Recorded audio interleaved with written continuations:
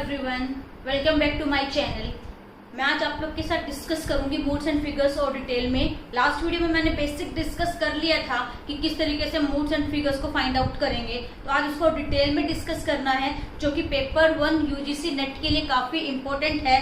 तो आप प्लीज इस टॉपिक को अच्छे से करके जाना। ये काफी इजी और स्कोरिंग टॉपिक है पेपर 1 में, तो आप किसी भी सब्जेक्ट से रिलेटेड हो आप इजिली ये टॉपिक कर पाओगे।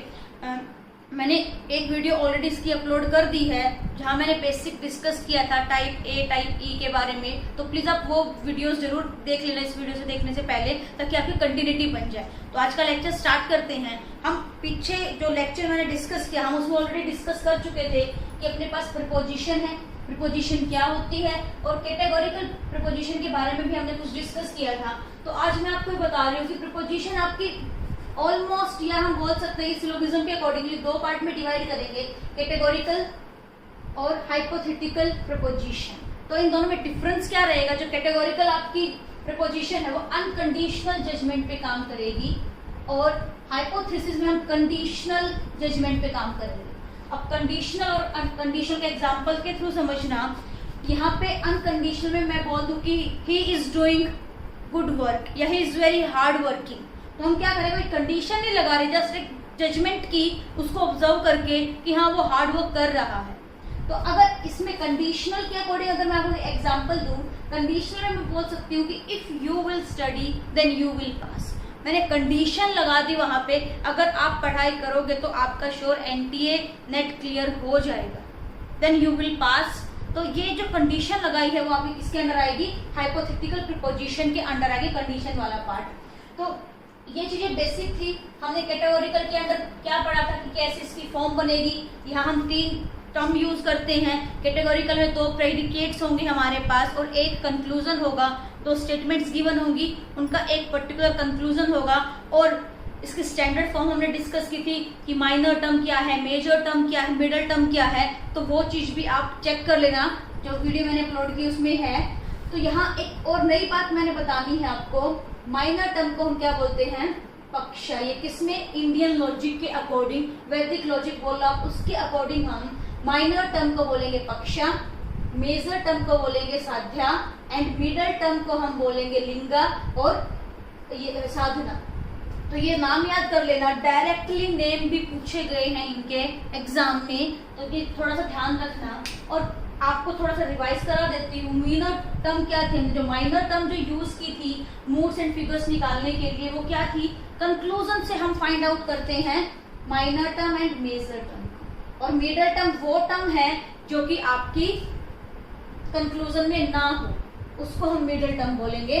अब माइनर टर्म जो थी हमारी वो क्या थी? जो मान लो इस तरह से क्वेश्चन रहेगा हमारे, ये 2 स्टेटमेंट गिवन है, इसके नीचे इसका कंक्लूजन है। कंक्लूजन में जो टर्म बिहेव करेगी एज अ सब्जेक्ट, तो मैं माइनर टर्म को यहां लिख सकती हूं, it is subject of conclusion. और मेजर टर्म को बोल सकती हूँ, it is predicate of conclusion. तो ये हमें टर्म पता चल जाएंगी कि मेजर टर्म कौन सी है और माइनर टर्म कौन सी है। इसी एग्जाम्पल में देख लेते हैं हम। रूम, रूम कहाँ दिखाई दे रहा है मेरे को? यहाँ पे रूम है, तो ये क्या है? सब्जेक्ट है। ये पता कैसे चलेगा सब्जेक्ट है या क्या है? हम इसका एक स्ट्रक्चर है अपने पास, जैसे मैंने यहाँ लिखा हुआ है ऑल, सम नोट, नो। अगर ऐसे वर्ड यूज करेंगे तो उनको हम बोलते हैं क्वांटिफायर्स। उसकी क्वांटिटी बता रही है कि कितना यूज करना है, हमें सारे के सारे इंक्लूड करने हैं, कुछ इंक्लूड करने हैं, उसको बोलते हैं क्वांटिफायर। एंड जो नेक्स्ट टर्म है उसे हम बोलेंगे सब्जेक्ट। और जो हम हेल्पिंग वर्ब यूज करते हैं, ऑक्सिलरी वर्ब जो यूज करते हैं, ये आपका नाउन है, नाउन आपका रहेगा सब्जेक्ट। नेक्स्ट जो है आपकी ये ऑक्सिलरी वर्ब है, वो हम यूज करेंगे, उसको हम बोलेंगे कोपला। यहाँ हम मेन टर्म, नेक्स्ट टर्म, यहाँ जो बातें कर रहे हैं इन सबको फाइंड आउट करने के लिए हम क्या बोलते हैं? उसको कोपला बोलेंगे। नेक्स्ट है आपका ये एडजेक्टिव है आपका, इसे हम बोलेंगे प्रेडिकेट। तो ये कंफ्यूजन नहीं होनी चाहिए कि प्रेडिकेट कौन सा है, सब्जेक्ट कौन सा है। तो यहाँ जो सब्जेक्ट आया कंक्लूजन में वो हमारी माइनर टर्म है। तो कौन सी स्टेटमेंट इंक्लूड कर रही है? रूम P1 में है, तो ये पूरी की पूरी हमारी क्या बन जाएगी? माइनर टर्म बन जाएगी। नेक्स्ट जो कंक्लूजन का जो प्रेडिकेट है वो हमारी रहेगी मेजर टर्म। तो कहाँ यूज किया गया है? रेडियो यहाँ पे यूज किया गया, तो ये आपकी क्या हो जाएगी? मेजर्ड। अब हमें क्या फाइंड आउट करना कि मिडल कौन से। देखो ये जो मिडल 2 बार दिखाई दे हमें प्रेडिकेट में अगर या स्टेटमेंट में हमें प्रोपोजिशन में हमें अगर वो 2 बार दिखाई दे वो मिडल टर्म है, और कंक्लूजन में दिखाई ना दे तो वो आपकी मिडल टर्म है। तो इतना हम ऑलरेडी डिस्कस कर चुके थे, मैं आपका जस्ट रिवाइज करा रही हूँ क्योंकि जो ये क्वेश्चन है उसमें यही हेल्प कर रही है हमें। क्वेश्चन है tell the mood and figures of the given question. हमें P1 P2 गिवन है, कंक्लूजन गिवन है, ये ऑप्शंस गिवन है। मैंने इतना सोल्व कर दिया है, मैंने माइनर टर्म निकाल दी, मेजर टर्म निकाल दी, ये हम ऑलरेडी सॉल्व कर चुके हैं। तो प्रोसेस क्या है मूड्स एंड फिगर्स निकालने की? सबसे पहले तो स्टैंडर्ड फॉर्म चाहिए, कैटेगोरिकल जो प्रपोजिशन है उसके स्टैंडर्ड फॉर्म चाहिए। उसके बाद हम क्या निकालते हैं? मूड्स निकालते हैं, और देन फिगर। आफ्टर दैट हम वैलिडिटी चेक करते हैं। हम ये चीज डिस्कस करेंगे आज, हम वैलिडिटी कैसे चेक करेंगे, बट जो क्वेश्चन गिवन है उसके अकॉर्डिंग हम ये देखना है कहाँ तक जाना है। वैलिडिटी के बाद ऑप्शंस में दी है तो फिर पूरा वैलिडिटी तक जाओगे। फिलहाल हमें क्या पूछ रखा है? मूड्स एंड फिगर पूछ रखा है, तो हम यहाँ तक ही स्टेप इंक्लूड करेंगे और इस क्वेश्चन को सोल्व करने की कोशिश करते हैं। तो ठीक है, स्टैंडर्ड फॉर्म क्या रहेगी आपकी? स्टैंडर्ड फॉर्म ये बोलती है कि पहले मेजर टर्म आनी चाहिए, उसके बाद माइनर, आफ्टर दैट कंक्लूजन। तो क्या हमारी ये स्टैंडर्ड फॉर्म है? नहीं है। तो इसको स्टैंडर्ड फॉर्म में लिखने के लिए सबसे पहले हमें क्या लिखना पड़ेगा? सम नहीं लिखेंगे हम यहाँ पे, हमें पहले मेजर टर्म लिखनी है। तो मेजर टर्म आपकी क्या है? ऑल से शुरू है। All stones are ready. Then हम लिखेंगे माइनर टर्म। माइनर टर्म हमारी है सम रूम्स आर स्टोन। और कंक्लूजन में क्या लिखा है? Some room are ready. ये चीज हमें गिवन है, हमने इसको स्टैंडर्ड फॉर्म में बना लिया। अब उसके बाद मैंने आपको बताया था कि हम ऑल को क्या बोलते हैं? AEIO। ये हमारी टर्म थी। ऑल आपका A रहेगा, E है आपका नो, और I रहेगा सम, और O हो जाएगा आपका सम। तो ये आपका मूड, ये वाली फिगर्स बताएंगी आपकी, टाइप A टाइप E, ये मूड बताएंगी। तो यहाँ देखो A ऑल यूज किया है तो हम क्या बोलेंगे? A आएगा यहाँ आपका। यहाँ सम है तो हम क्या यूज करेंगे? I। कंक्लूजन में भी सम है तो क्या आएगा आपका? I। तो फिलहाल मुझे ये पता चला AII चाहिए मुझे। तो देखो इसमें क्या है? AAI है, यहाँ I से स्टार्ट होगा, यहाँ I से। ये सारे ही ऑप्शन आपके क्या हो गए? एलिमिनेट हो गए। बिना फिगर निकाले भी मैं इस क्वेश्चन को सोल्व कर पाई कि मुझे पता है कि मेरा मूड तो क्या आया है? AII आया है। अब फिगर निकालनी है, आगे प्रोसीड करते हैं। आंसर आप फिर भी दे पा रहे हो, इसका आंसर D रहेगा। स्टिल हमें क्या निकालना? अब हमें फिगर निकालनी है। फिगर का तरीका मैंने आपको बताया था, एक शॉर्टकट बताया था। कौन सी फिगर याद रखो? इस तरीके से। ये आपकी फिगर 1 है, फिगर 2, फिगर 3 एंड फिगर 4। ये हमेशा ध्यान रखना, फिगर्स फाइंड आउट करने के लिए हमें मिडल टर्म की जरूरत पड़ेगी। मिडल टर्म की पोजीशन आपको ये बताएगी कि कौन सी फिगर हम यूज करेंगे। ये इस तरीके का एरो शो कर रहा है कि हमारी मिडल टर्म कैसे है।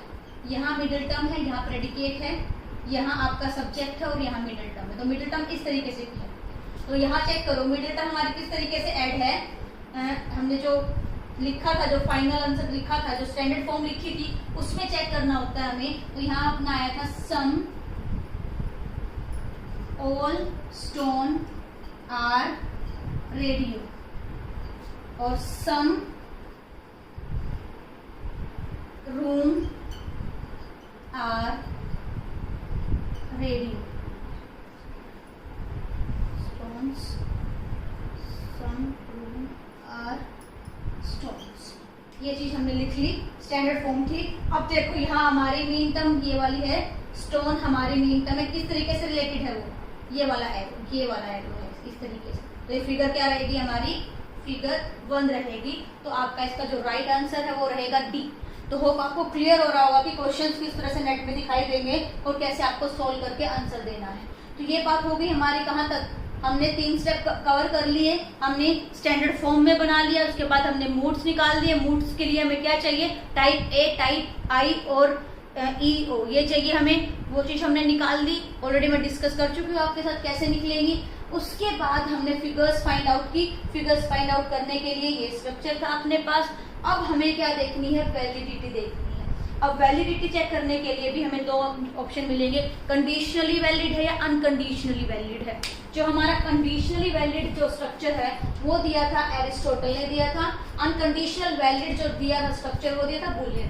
तो इन्होंने दोनों ने अपने अपने टेबल जनरेट की, जो मूड्स हैं वो फिगर्स के अकॉर्डिंग इन्होंने डिसाइड किए और ये बताया कि अगर ये चीजें हमें मिलेंगी then it is unconditional valid. जो ये वाला टेबल मैंने यहाँ जनरेट किया है, ये टेबल है हमारा बुलियन ने दिया था जो कि अनकंडीशनल वैलिड है। और जो नीचे मैंने एक छोटा टेबल बनाया है ये एरिस्टोटल ने दिया था। तो देखो हमने कंप्यूटर साइंस में भी बहुत डिटेल में ये देखिए जो लॉजिक है हमारे वो एरिस्टोटल से स्टार्ट हुए थे, प्रीपोजिशन, प्रेडिकेट लॉजिक। तो लॉजिक में एरिस्टोटल का काफी कंट्रीब्यूशन है। तो उन्होंने कंडीशनल वैलिड को इन चीजों में इस तरह से डिफाइन किया। हम देखते हैं ये क्या क्या चीजें हैं।